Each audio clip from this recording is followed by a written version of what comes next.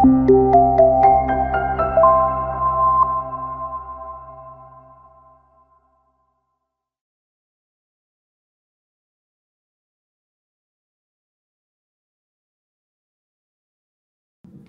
rekan-rekan, selamat datang kembali. Saya dengan Rosmayanti. Pada modul keempat ini, kita akan membahas materi penting seputar mengelola risiko sebagai motor pertumbuhan. Yuk kita bahas. Learning outcome. Mahasiswa mampu menganalisis peran pemimpin tangguh dalam membangun tim yang adaptif dan berdaya tahan tinggi. Tujuan pembelajaran, memahami hubungan antara risiko, inovasi, dan resiliensi organisasi. Menganalisis bagaimana risiko dapat menjadi sumber daya dan katalis pertumbuhan. Saat risiko menjadi sumber daya. Dalam dunia bisnis konvensional, paradigma lama mengatakan, risiko adalah sesuatu yang harus dihindari, dikendalikan, atau diminimalkan. Kita sibuk membuat daftar ancaman dan menyiapkan mitigasi agar kita tetap aman di tempat.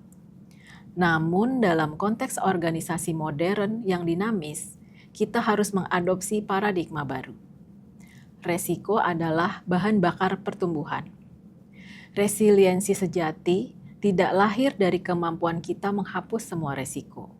Sebaliknya, resiliensi sejati lahir dari kemampuan kita mengelola resiko, memilah resiko, mana yang layak kita ambil.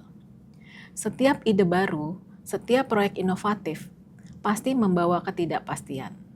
Jika kita terlalu fokus menghindarinya, kita akan membatasi potensi kita sendiri. Inilah intinya. Organisasi masa depan bukanlah organisasi yang hanya bertahan dari resiko, melainkan organisasi yang tumbuh karena resiko itu sendiri. Kita harus belajar memanfaatkan resiko sebagai katalis untuk inovasi dan pembelajaran. Risiko sebagai katalis inovasi. Dalam pendekatan lama, manajemen risiko identik dengan pengendalian kerugian. Fokusnya adalah memetakan ancaman, menyiapkan mitigasi, dan menjaga stabilitas hari ini. Namun, Brill menunjukkan bahwa risiko juga membawa potensi nilai. Setiap ide baru, proyek inovatif, atau model bisnis disruptif, semua membawa ketidakpastian. Jika kita terlalu fokus menghindarinya, kita akan kehilangan peluang untuk tumbuh. Kuncinya ada di sini. Resiko yang dikelola dengan baik berubah menjadi sumber pembelajaran dan inovasi. Resiko bukan lagi penghalang, melainkan sinyal yang menunjukkan di mana peluang terbesar berada. Kita harus belajar menggunakan resiko untuk mengarahkan kita menuju terobosan. Studi kasus industri fashion cepat. Fast fashion, Zara, Inditex, Spanyol. Berikut beberapa contoh organisasi yang melihat resiko bukan sebagai ancaman, tetapi sebagai katalis inovasi dan kekuatan untuk membangun resiliensi. Zara mempertahankan sebagian besar produksinya di Eropa dekat kantor pusatnya, bukan di lokasi terjangkau jauh, sehingga bisa merespon dengan cepat perubahan tren konsumen. Selama pandemi dan fluktuasi permintaan, Zara mampu mengubah lini produk dengan mingguan. Resiko yang dikelola dan bagaimana? Resiko perubahan tren konsumen mendadak, gangguan rantai pasok, belanja konsumen berubah sangat cepat. Zara menggunakan siklus pembelajaran yang dipadatkan, compressed learning cycles, literasi cepat, feedback konsumen cepat, produksi cepat. Studi kasus Amazon. Amazon sering dijadikan contoh bagaimana mengambil resiko besar dalam peluncuran produk dan layanan baru.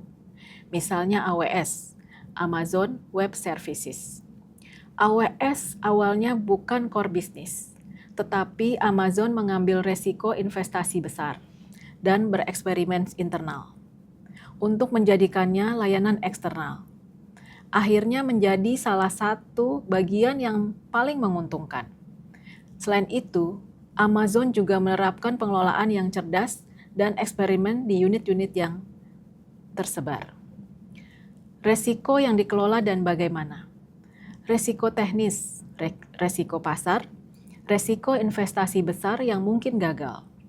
Amazon mengelola ini dengan prototipe, eksperimen kecil dulu, belajar cepat, dan kemampuan mengabaikan atau keluar dari proyek yang tidak berhasil.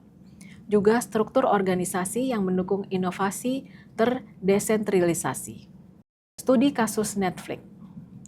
Di awal tahun 2000-an, Netflix yang saat itu hanya melayani penyewaan DVD via pos, menghadapi resiko pasar yang paling menakutkan, disrupsi teknologi. Resiko bahwa layanan streaming akan membuat model bisnis inti mereka usang. Dalam manajemen resiko tradisional, perusahaan mungkin akan berfokus pada mitigasi ancaman DVD, mengurangi stok, memperketat biaya logistik, dan mencoba bertahan sekuat tenaga. Namun, Netflix memilih jalur risk-driven innovation. Mereka tidak menghindari resiko streaming, mereka merangkulnya sebagai kompas untuk inovasi.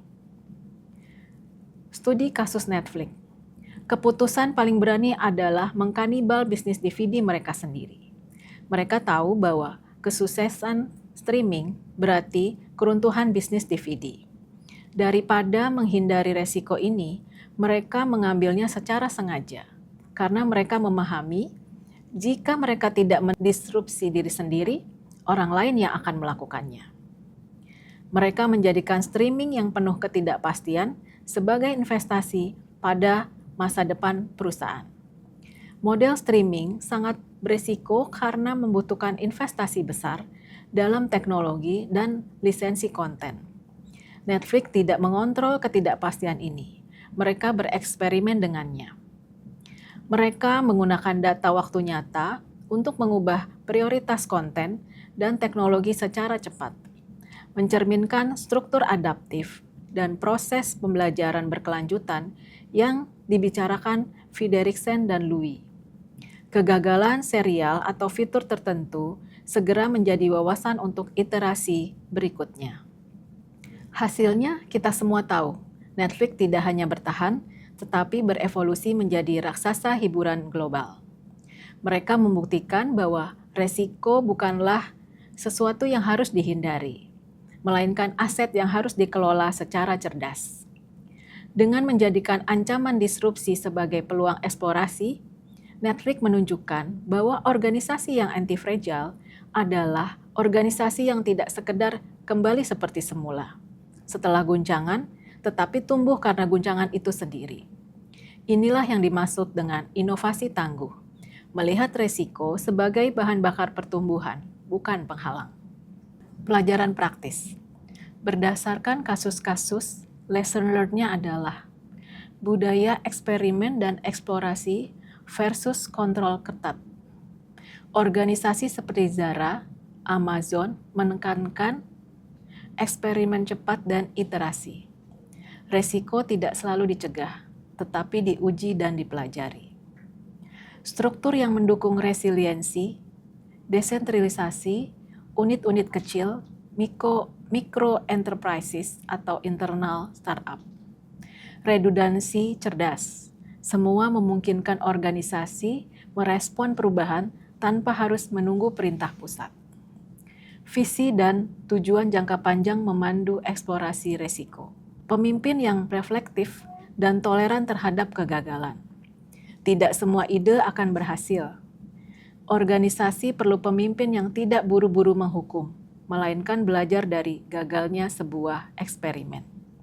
Mengubah pandangan resiko, dari beban menjadi modal. Resiko bukan sesuatu yang harus dimusnahkan, tetapi dipilih dan dikelola. Risk-driven innovation berarti memilih resiko yang layak diambil, karena potensi nilai yang bisa mereka hasilkan. Manajemen portofolio inovasi. Tidak semua proyek inovasi harus berhasil. Penting memiliki portofolio, ide atau eksperimen. Beberapa proyek dengan potensi besar tetapi resiko tinggi. Beberapa proyek aman tetapi keuntungan kecil, seperti strategi investasi.